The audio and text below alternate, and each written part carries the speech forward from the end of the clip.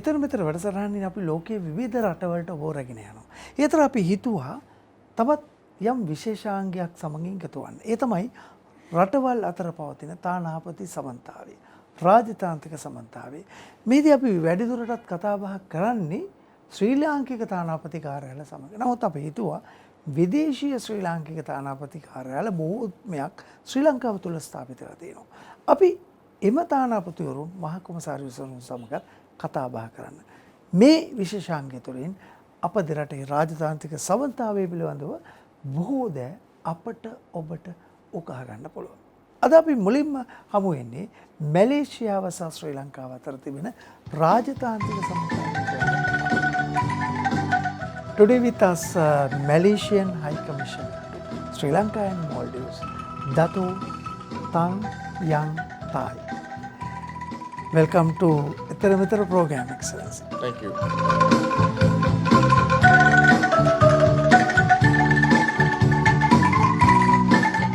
මැලේසියාව සහ ශ්‍රී ලංකාවේ පවතින ඉතා සමීප රාජතාන්ත්‍රික සමගතාවය ආරම්භ වී මේ වසරට වසර 65ක් සම්පූර්ණ වේ. මේ සම්බන්ධතාවයන් තුළින් මැලේසියානු රජයෙන් අපේ රටට ලැබෙන අත්වැල පිළිබඳව කතා කරන්න ශ්‍රී ලංකාවේ පිහිටි මැලේසියානු මහ කොමසාරිස් කාර්යාලයට අපි ඔබව රැගෙන යන්නෙමු.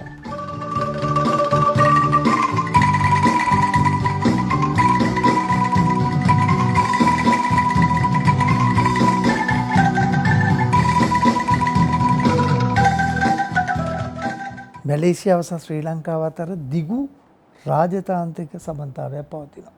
අපි ඒ පිළිබඳව දැන් ටිකක් කතා කරමු.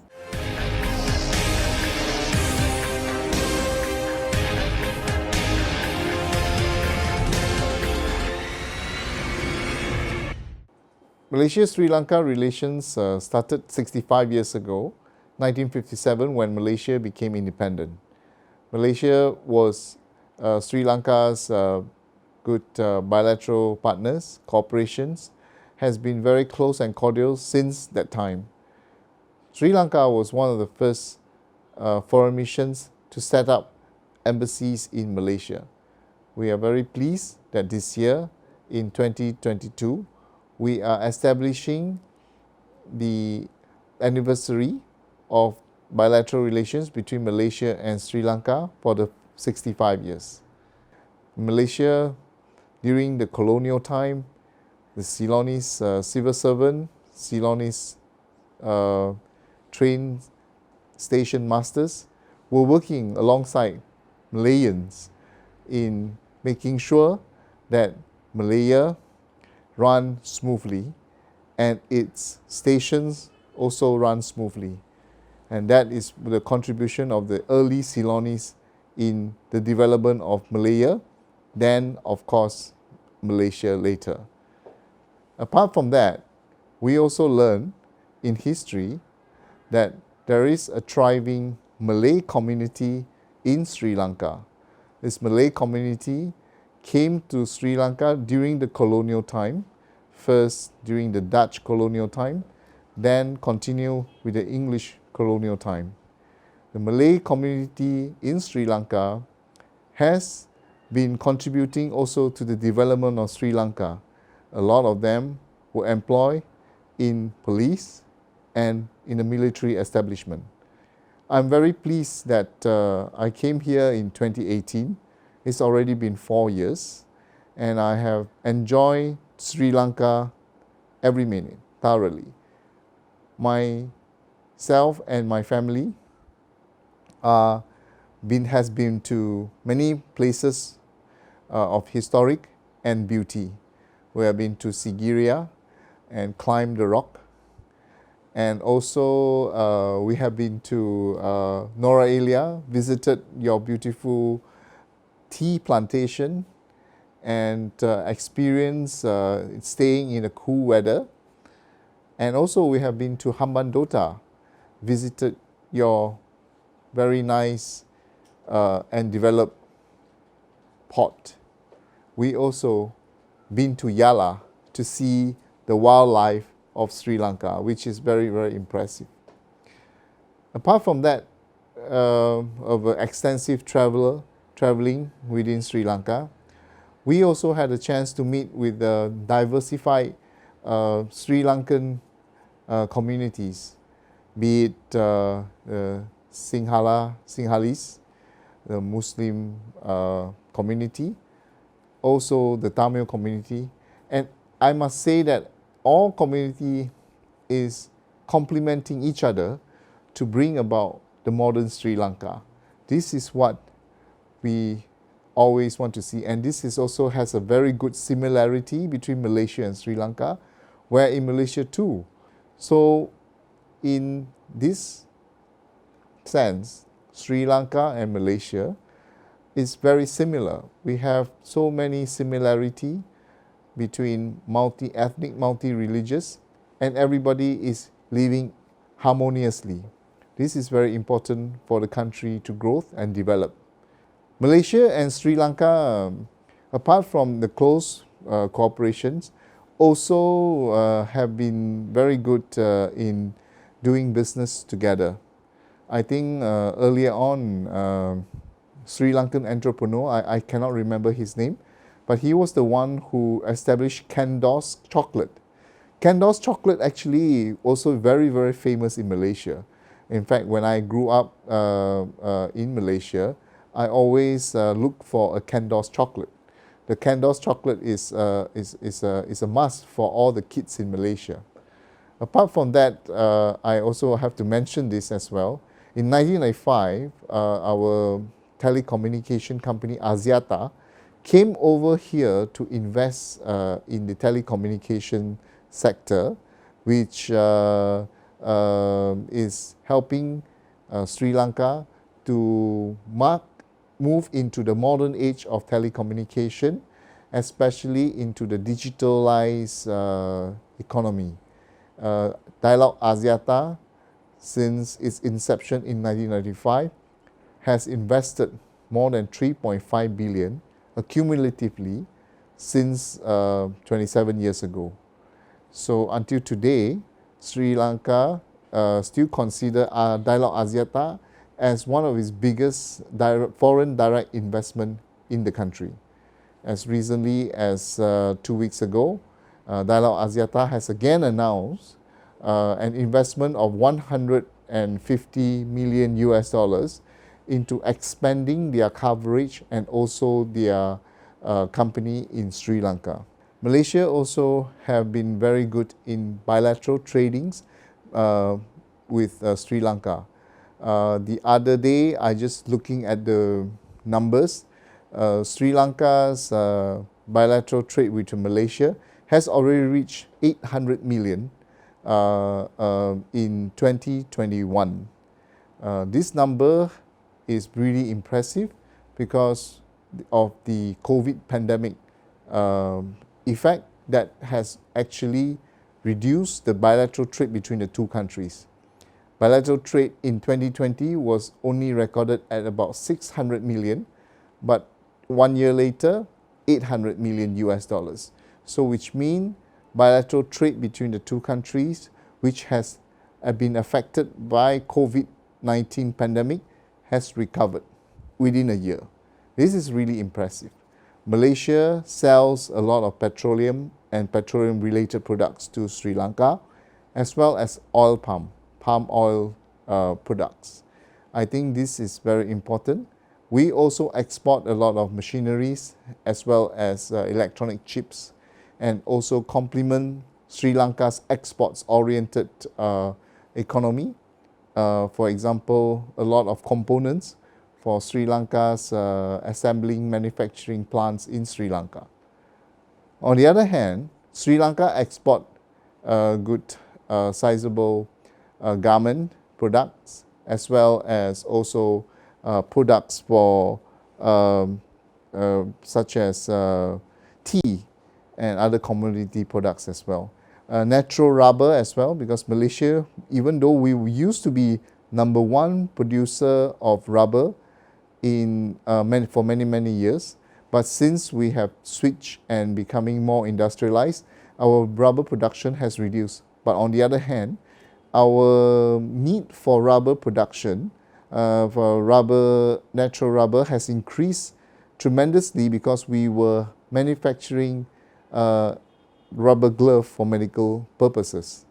And this has increased the need for natural rubber, and we got this from Sri Lanka. I think this is very important close-knit bilateral trade, also attributed because Malaysia and Sri Lankan business people has been very close, and they know each other for years, and they have been doing business for many generations. And there's also linkages, as I mentioned to you earlier, the Ceylonese who are settling down in Malaysia, who are now have their next generation saying, but they still kept in touch with the old country, Sri Lanka. And they are the one who providing continuous contact, business, cultural exchange, people to people. These are the important roots and important matters that the two countries continue to enjoy.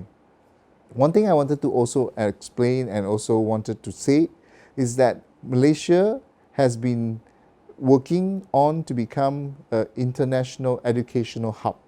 And this international education hub has attracted world-class top university to set up branches in Malaysia, such as Monash University of Australia, Nottingham University of the UK, and Curtin University of Australia, and Reading University of the UK, and many more. These are the universities who had branches in Malaysia, and these branches has given the opportunity for Malaysian students to study in Malaysia and earn the same degree as if they are study abroad in UK or Australia. We have also given this opportunity for Sri Lankan students as well. As we all know that study in a Western country, it takes a lot of money, and also the students will have to travel very far away. Malaysia and Sri Lanka, on the other hand, is just 3.5 hours away by plane. So there is not so much distance between us. And also the climate, the people, the food, almost the same. So there is now Malaysia has inevitably became the most attractive places, or rather destination, for Sri Lankan students to further their education, especially in the tertiary education. Apart from that, Sri Lankan also love to visit Malaysia, as we are very competitive, and also our ringgit is very stable and also not so expensive. Malaysia is also well known for its shopping as well as food destination. So a lot of Sri Lankan families has been taking an advantage to go to Malaysia, and I hope after this Sri Lankan Malaysia, the pandemic of COVID-19, the border between our countries now has fully opened. So we'll take advantage of each other's hospitality and encourage more and more people-to-people connects through tourism. I think this is very important, and this is surely good for both countries. And Malaysia, since we have opening up our border, we have also reintroduced a one-stop center for visa. Today, our one-stop center for visa is Jackwing tour company. Why Jackwing? Because Jackwing is a very good and well-established name in Sri Lanka for tourism, and they will be able to help us in cooperating with the High Commission to get visas application to be distributed and also to be issued more easily and also more readily. I think Sri Lanka people who can use these services from Jackwing Tours company to get the visa for going to Malaysia. Malaysia and Sri Lanka also cooperate very well in international fora, for example, at the UN, in the OIC, in this non-aligned movement. These are all the international organization and international movement that Malaysia and Sri Lanka are in the same wavelength. Apart from the international arena cooperation, Malaysia and Sri Lanka also have very good and close cooperation in terms of sports. I have been here for 4 years, since 2018. I first presented my credential to the former President Maithripala Sirisena, and I also covered Maldives. I'm also concurrently accredited ambassador or high commissioner to the Maldives. I must say that these 4 years I have been through and seen a lot of development in Sri Lanka. And during these 4 years, I have managed to connect with the Malaysians living and working in Sri Lanka, as well as connect them with the local community. We have been able to meet with the Malay community and also other communities of a diverse Sri Lanka. For me, Sri Lanka is a beautiful country. My achievement, I think I would say that I have been able to disseminate or to tell this good part of Sri Lanka to Malaysia. And before the COVID-19 pandemic, Malaysian tourists coming to Sri Lanka was on an increase. I think before we were having not so big number of Malaysian tourists, but since I arrived, Malaysian tourists is increasingly coming to Sri Lanka until the COVID pandemic, of course. Now, both countries, especially us, will have to work again to make sure that more Malaysian tourists will come to this beautiful country and make sure that this beautiful country is introduced to Malaysians. I think this is very important.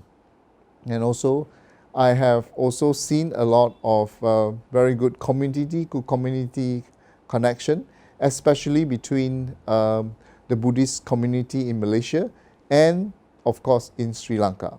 And during the times of difficulties, Buddhist communities or other communities in Malaysia has stepped forward and contributed tremendously to the needs of Sri Lanka. For example, I was made to understand until recently, the already Malaysian community has donated 6 tons of medical medicines from Malaysia to Sri Lanka, and mostly are from communities from Malaysia directly to Sri Lanka. And also, I have myself been involved in getting this aid across to the needy people in Sri Lanka through the goodwill and the effort of the Mahavihara Temple, Brickfields, Kuala Lumpur. They had been working tirelessly, getting the Malaysian people's donation across to Sri Lanka, and had been able to distribute all this wealth, all these donations to the Sri Lankan needy people at this time of help and need. I think this is I consider this as my achievement in Sri Lanka, and I continue to strive to do better each day. And also, I always like to encourage Malaysian company to come and explore for opportunities in Sri Lanka. And there's a lot of companies who are very interested to see opportunities here. And also for Sri Lanka company to have more sales to Malaysia, to export more to Malaysia. This will be able to help Sri Lanka in terms of changing for its export-oriented economy, which the country need badly right now. I think Sri Lanka, Malaysia will be able to play an important role in helping Sri Lanka to transition in itself from a mostly domestic driven economy to an export driven economy, which is like Malaysia.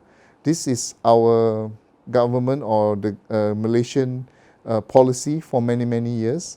We are an export driven trading economy, and this has helped us in our national development.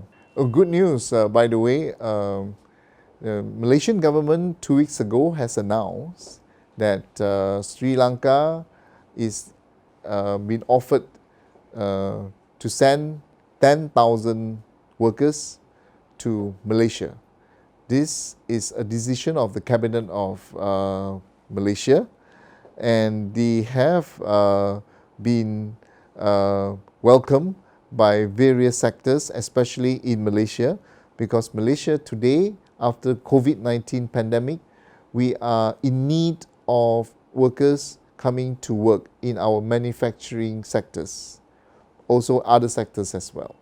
I think this news is welcome by both countries.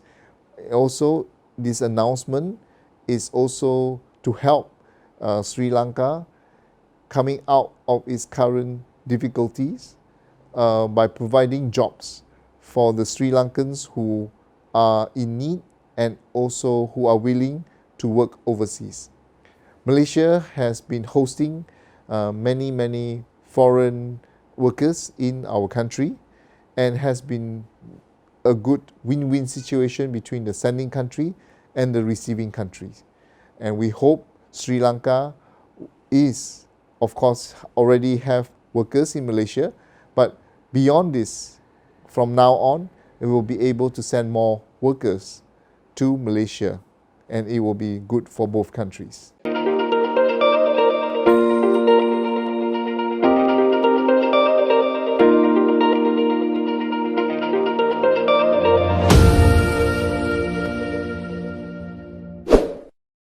ඔබට පුළුවන් පහලින් තිබෙන subscribe button එක click කරලා අපේ channel එක subscribe කරන්න. ඒ වගේම අනිත් අයට බලන්න share කරන්න.